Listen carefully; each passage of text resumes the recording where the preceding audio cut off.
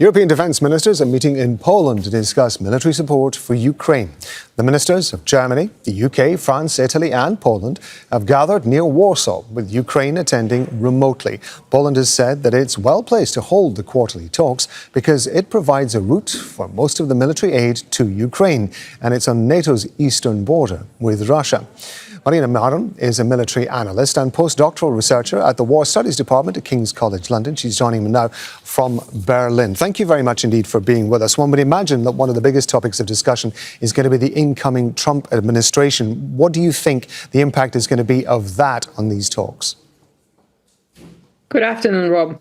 It's a great question, and I think it's quite a puzzle because we actually don't know what Trump's approach will be. He has promised to end the conflict in 24 hours. Now, he has said recently it will take up to 6 months. The biggest fear is, of course, that the United States will pull all military aid to Ukraine.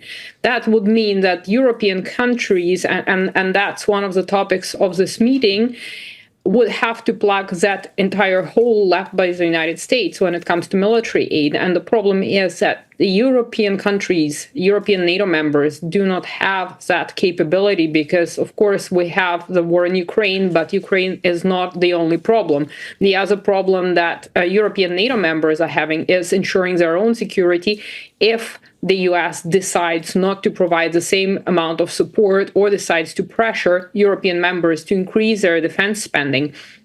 And so the fear here is what to do about Ukraine and, of course, what will come out of the Trump-Putin meeting, which is supposed to take place allegedly without the participation of Ukraine. What kind of agreement will be reached there? So the dilemma is here, how do we provide security guarantees to Ukraine and how do we keep supporting Ukraine without potential US support? Yeah, as you mentioned there, Donald Trump saying you can have this solved within 24 hours. Even if that is hyperbole, what's your assessment of the mood on either side, Ukraine and Russia, towards finding some sort of solution to the war in Ukraine, with or without Donald Trump?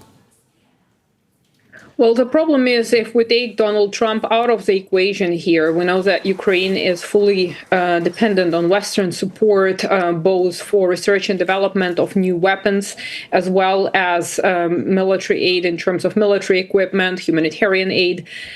So without a substantial amount of help, it looks very bleak for Ukraine, especially if we look at the internal situation, if we look at the polarization of the Ukrainian society that is taking place because of the ongoing mobilization.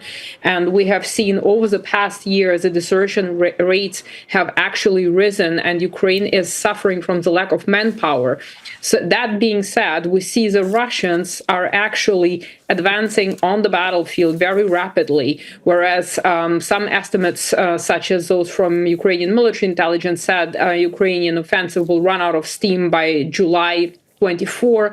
We're seeing that that is not the case, and the Russians are now trying to take as much territory as possible in the Donbass, whereas a big question mark remains over the Kursk region in terms of how long the Ukrainian troops will be able to hold that territory there, or how long the Russians will try to keep them there. So that is a question. But the mood on the Russian side is, of course, much more optimistic because they're seeing battlefield gains and they're much closer to realizing their political end state than is Ukraine, that is struggling now. And even with Western financial aid, it still has a problem of manpower to solve, because if you don't have manpower, or that manpower doesn't have the morale to operate the military equipment, then the military aid is worth nothing.